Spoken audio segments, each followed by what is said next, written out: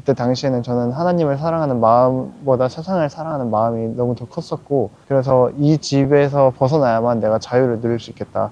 포크를 가지고 졸리면 허벅지를 찌르고 손등을 찌르고 그렇게 해서 상처가 나면은 거기다가 막 파스 같은 걸 발라갖고 잠을 깨고, 눈 밑에 모기약을 발라서 잠을 깨보려고 하기도 하고, 제가 움직이는 시간이 아까워서 의자에다가 막 묶어놓고 공부를 했어요.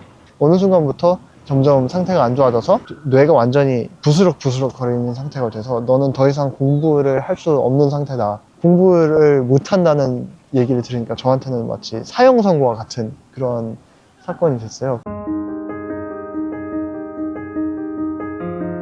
하나님이 없다는 증거를 찾지 못하고 하나님이 있다는 의심이 계속 들었어요. 내가 하나님을 떠나려고 했다는 이유로 나를 망하게 했다는 생각을 했습니다.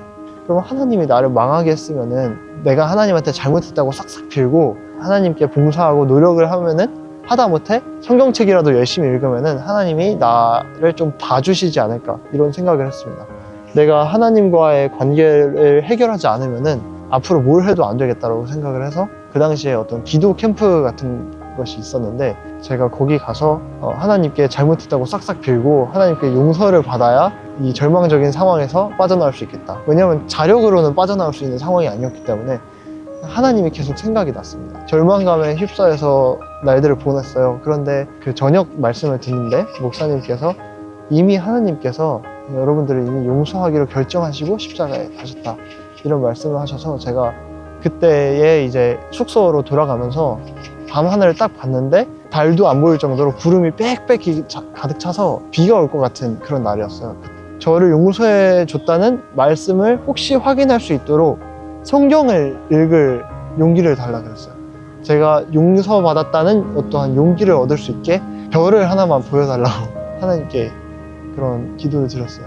그리고 기도를 하고 하늘을 봤는데 제가 고개를 딱 돌리니까 온 하늘에 별이 딱 하나 있는 겁니다. 그리고 제가 보자마자 몇 초 후에 별이 사라졌는데, 제가 그걸 보고 속수로 눈물을 흘리면서 달려가서 성경을 폈어요.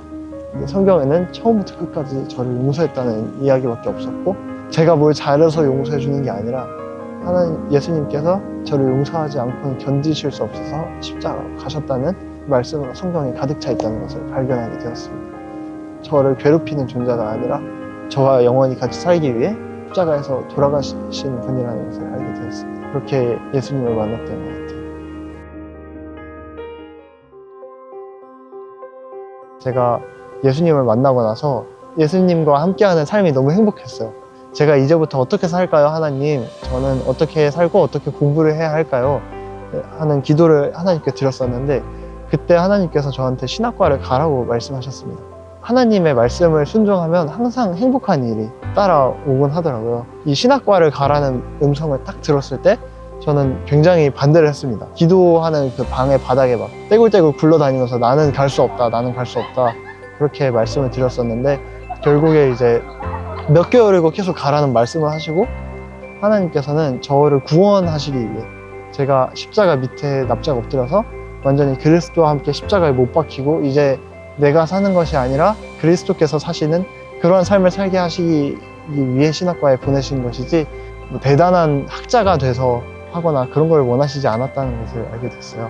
저를 용서하신 예수님께서 오라고 하시니까 예수님의 사랑에 거의 등 떠밀려서 오게 되었습니다.